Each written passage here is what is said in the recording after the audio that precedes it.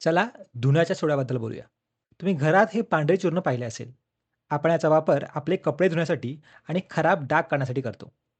आणि जर तुमच्याकडे हे चूर्ण नसेल, तर तुम्ही कदाचित एखादे अपमार्जक म्हणजेच डिटर्जंट किंवा कपडे धुण्याचा साबण वापरत असाल. हे धुण्याच्या सोड्यापासून बनलेले असतात. तर धुण्याचा सोडा नेमका काय आहे, तो कसा तयार होतो आणि त्याचे उपयोग काय आहेत, ते आपण पाहूया. तर धुण्याचा सोडा रासायनिकदृष्ट्या सोडियम कार्बोनेट डेकाहायड्रेट म्हणून ओळखला जातो. आपण त्याचे रासायनिक सूत्र लिहूया. पहा, सोडियम कार्बोनेट म्हणजे Na2CO3 आणि डेका याचा अर्थ 10 होतो आणि हायड्रेट हे पाण्यासाठी वापरले जाते, म्हणून 10H2O. तर Na2CO3.10H2O हे धुण्याच्या सोड्याचे रासायनिक सूत्र आहे आणि हे 10H2O स्फटिक जलाचा संदर्भ देते. जर तुम्ही अद्याप याबद्दल अभ्यास केला नसेल, तर काळजी करू नका. आपण एका वेगळ्या व्हिडिओमध्ये स्फटिक जलाविषयी सविस्तर चर्चा करू. तर आत्तासाठी धुण्याच्या सोड्याचे सूत्र Na2CO3.10H2O आहे. आता ते कसे बनवायचे ते पाहूया. तर तांत्रिकदृष्ट्या सांगायचे झाल्यास, जर तुमच्याकडे सोडियम कार्बोनेट किंवा Na2CO3 असेल आणि त्यात तुम्ही H2Oचे 10 रेणू मिळवले, तर तुम्हाला धुण्याचा सोडा मिळायला हवा. बरोबर? पण तुम्हाला प्रश्न पडला असेल, की मला Na2CO3 कसे मिळेल? तर यासाठी आपण बेकिंग सोडा वापरतो. आपण बेकिंग सोड्याची मदत घेतो. बेकिंग सोड्याचे सूत्र NaSCO3 म्हणजे सोडियम कार्बोनेट आणि तुम्हाला माहीत आहे, जेव्हा आपण त्याला उष्णता देतो, तेव्हा त्याचे विघटन होऊन आपल्याला Na2CO3 मिळते. चला त्याला उष्णता देऊया आणि हे समीकरण काहीसे असे दिसेल. जेव्हा तुम्ही त्याला उष्णता देता, तेव्हा त्याचे विघटन होऊन Na2CO3, H2O आणि CO2 मिळतात.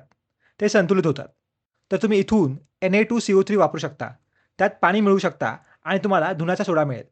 त्यामुळे तुमच्याकडे घरी धुण्याचा सोडा नसेल, पण बेकिंग सोडा असेल, तर तो तुम्ही घरच्या घरी तापवून Na2CO3 मिळवू शकता आणि यापासून तुम्ही स्वतःच धुण्याचा सोडा बनवू शकता. फक्त एका गोष्टीची खूप काळजी घ्या. यात मोठ्या प्रमाणात कार्बन डायऑक्साईड वायू तयार होईल आणि तो श्वासावाटे आत घेणे आपल्यासाठी धोकादायक असू शकते. त्यामुळे घरी हे करताना खूप काळजी घ्या. आता आणखीन एक गोष्ट. पहा, धुण्याचा सोडा आणि बेकिंग सोडा यांचे सूत्र खूप सारखे वाटते, बरोबर? त्या दोघांमध्ये सोडियम आहे आणि त्या दोघांमध्ये कार्बोनेट देखील आहे. फक्त एवढेच आहे, की बेकिंग सोड्यामध्ये एक अतिरिक्त हायड्रोजन असतो आणि धुण्याच्या सोड्यात हायड्रोजन नसतो. तसेच धुण्याच्या सोड्यामध्ये अतिरिक्त पाणी असते, जे बेकिंग सोड्यामध्ये नसते. जेव्हा पहिल्यांदा मी त्याचा अभ्यास केला, तेव्हा माझा पण धुण्याचा सोडा आणि बेकिंग सोडा यांच्यात नेहमीच गोंधळ उडायचा. म्हणून मी ही पद्धत शोधून काढली. मी म्हटले, धुण्याच्या सोड्यामध्ये अतिरिक्त पाणी असते, कारण धुण्यासाठी पाण्याची आवश्यकता असते आणि त्यात हायड्रोजन नसतो. तर दुसरीकडे बेकिंग सोड्यामध्ये पाणी नसते, पण त्यात हायड्रोजन असतो आणि अशा प्रकारे मी ते लक्षात ठेवायचो. ठीक आहे, आता आपण बेकिंग सोड्यापासून धुण्याचा सोडा कसा तयार करायचा ते पाहिले. मला आशा आहे, की बेकिंग सोडा कसा बनवायचा हे देखील तुम्हाला आठवत असेल. आपण ते बेकिंग सोड्याच्या व्हिडिओमध्ये पाहिले होते, बरोबर? पहा, तर इथे तुम्ही अभिक्रियांमधील घटकांचा अंदाज लावू शकता. जसे आपण इथे पाहतो, सूत्रामध्ये सोडियम आहे. त्यामुळे कदाचित हे सोडियम क्लोराईडमधून येत असेल आणि आपल्याला हायड्रोजन दिसतो. त्यामुळे हे पाणी H2O मधून येऊ शकते आणि कार्बन हा कार्बन डायऑक्साईड CO2 मधून येऊ शकतो. तर होय, 3 घटक NaCl, पाणी आणि कार्बन डायऑक्साईड. पण यात चौथा घटक देखील होता, जो मी साधारणपणे विसरतो आणि तो म्हणजे अमोनिया NH3. त्यामुळे अभिक्रियेतील घटक NaCl अधिक H2O अधिक CO2 अधिक NH3 असतील. हे चारही एकत्र अभिक्रिया करून मला बेकिंग सोडा देतील आणि NH4Cl तयार होईल आणि जेव्हा या बेकिंग सोड्याला उष्णता दिली जाते, तेव्हा त्याचे विघटन होऊन मला Na2CO3 मिळेल, जे पाण्यासोबत मिसळून आपल्याला धुण्याचा सोडा मिळेल आणि आशा आहे, की यावरून तुम्हाला NaClचे महत्त्व लक्षात आलं असेल. पहा, NaCl म्हणजेच साधे मीठ जे आपण आपल्या स्वयंपाकघरात वापरतो. ते फक्त आपल्या अन्नाला खारट चव देत नाही, तर त्याचा उपयोग अद्भुत संयुगे तयार करण्यासाठी देखील होतो. जसे की बेकिंग सोडा आणि धुण्याचा सोडा आणि या संयुगाचे इतर अनेक महत्त्वाचे उपयोग आहेत. म्हणूनच साधे मीठ आपल्या दैनंदिन जीवनात खूप महत्त्वाचे आहे. आता आपण धुण्याच्या सोड्याचे काही सामान्य उपयोग पाहूया. तर नावाप्रमाणेच धुण्याचा सोडा हा प्रामुख्याने कपडे धुण्यासाठी वापरला जातो. हा तुमच्या कपड्यांवरील काही कठीण डाग काढू शकतो आणि तो पाण्याचा जडपणा देखील कमी करू शकतो. पाण्यात काही वेळा खनिजे विरघळलेली असू शकतात, जसे की मॅग्नेशियम कार्बोनेट किंवा कॅल्शियम कार्बोनेट किंवा इतर काही खनिजे. या खनिजांमुळे साबणाला त्याची स्वच्छ करण्याची क्षमता दाखवणे कठीण होऊ शकते.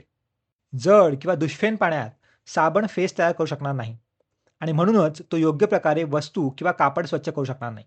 जेव्हा आपण या दुष्फेन पाण्यात धुण्याचा सोडा मिसळतो, तेव्हा धुण्याच्या सोड्याचे रेणू स्वतःला खनिजांशी बांधून घेतील आणि ते त्यांना बाहेर काढतील आणि त्यामुळे साबण भरपूर फेस तयार करू शकेल आणि योग्य प्रकारे स्वच्छता करू शकेल.